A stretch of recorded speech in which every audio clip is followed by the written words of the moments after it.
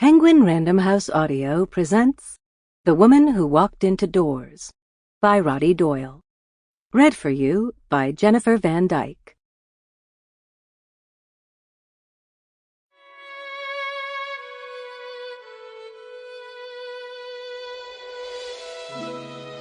At the age of 37, she realized she'd never ride through Paris in a sports car with a warm wind in her hair. Shel Silverstein, The Ballad of Lucy Jordan.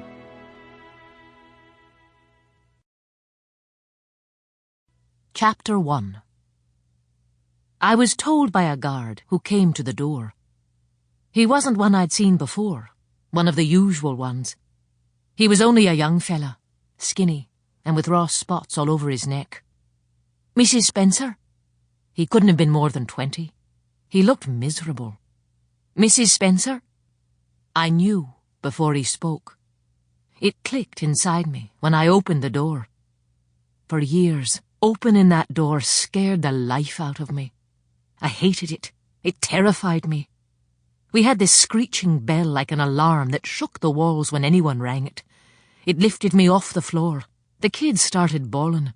It was fucking dreadful. You were caught, snared, caught in the act. You looked around to hide whatever you'd been caught with. Things that Charlo had left in the hall, things he'd robbed and left there. He changed the bell after I chewed his ear and nearly wet myself 5 or 6 times a day. Nicola, my oldest, wouldn't come round the back to get into the house. She wanted to come through the front door. It was more grown up. She rang the bell 10 times a minute. Forgot me jacket, forgot me money. Don't like these jeans on me. I hit her. She was 13 or 12, much too old to be smacked. The 100th time she rang the bell one Saturday morning.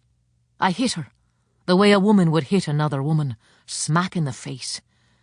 I was a bit drunk, I have to admit. I regretted it.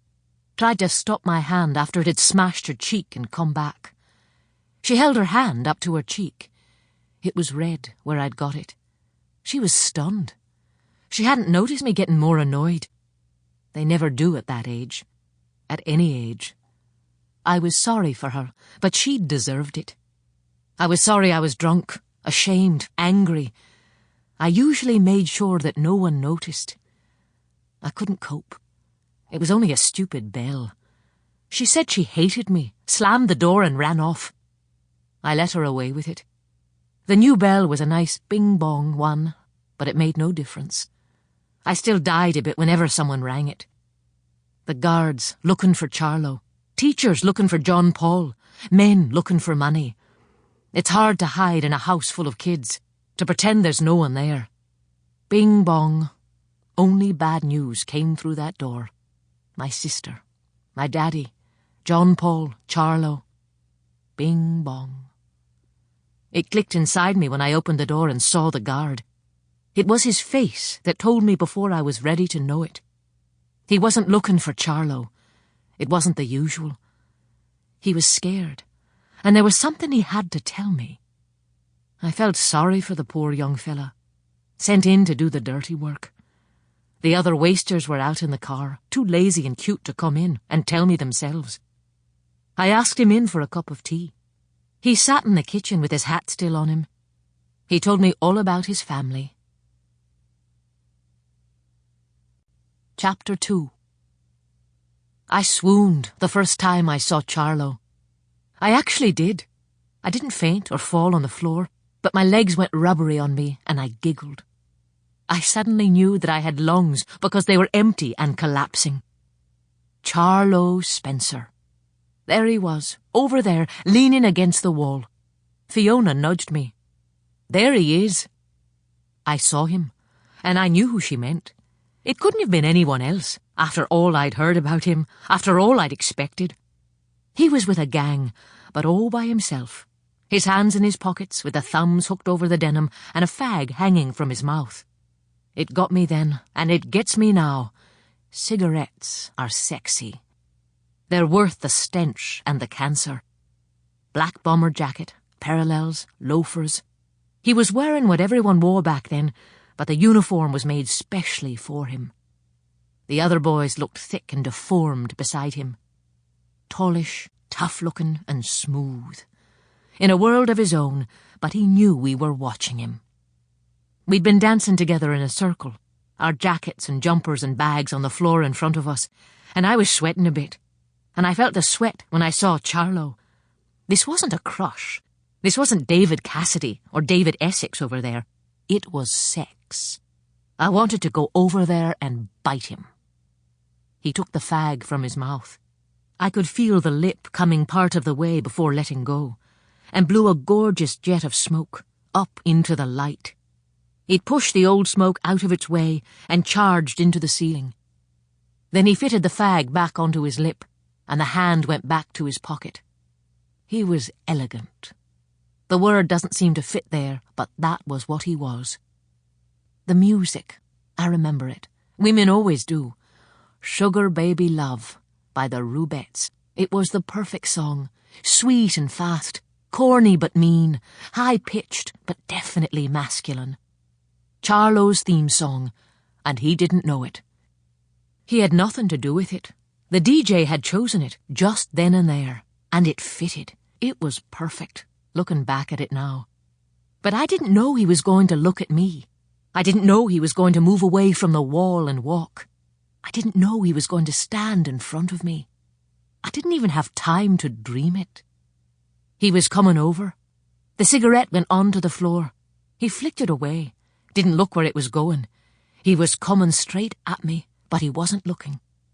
I was shiting. He was going to walk past me. Do you want to dance? I let him sweat for a bit. Yeah. His timing was perfect. The Rubettes stopped, and Frankie Valli started singing My Eyes Adored You. He must have planned it. His arms went through my arms just as Frankie went my. His fingers were knitted, and on my back by the time Frankie got to eyes. He'd been drinking. I could smell it, but it didn't matter. He wasn't drunk. His arms rested on my hips, and he brought me round and round. But I never laid a hand on you. My eyes adored you. I put my head on his shoulder. He had me. Chapter 3. I knew nothing for a while, where I was, how come I was on the floor. Then I saw Charlo's feet, then his legs, making a triangle with the floor. He seemed way up over me, miles up. I had to bend back to see him. Then he came down to meet me, his face. His eyes went all over my face, looking, searching, looking for marks, looking for blood. He was worried. He turned my head and looked. His face was full of worry and love. He skipped my eyes. You fell, he said. Chapter 4. I had an older sister, Carmel, and 2 younger, Denise and Wendy, and 3 brothers, Roger, Edward, and George, all younger. George is still only a teenager, the same age as my Nicola. Then there were my mother and father, Hilda and Roger, the O'Learys of 97 St. Francis Avenue. No cats or dogs. Wendy is dead. She was 6 years younger than me. She did a bit of babysitting for us. She was great. She'd get up in the morning with the kids and give them their breakfast so we could stay in bed. So I could stay in bed. She was lovely. A lovely figure. Smashing black hair. Like an ad. Nicola and John Paul were mad about her. They never minded when we were going out, because that meant that Wendy was going to be staying for the night. Myself and Charlo really went out in those days. Not just down to the local pub, although we did that as well. We made an effort, went into town to the pictures. We even went back to some of the dances we'd gone to before we were married. For a while. I didn't drink as much then, only when we were out, on special occasions. I can't remember what they were. Wendy was the passenger on her boyfriend's motorbike, and he drove it into the wall of a bridge in Wicklow, somewhere near Glendalough, in broad daylight. He lost control of it or something, skidded, Sample complete. Ready to continue?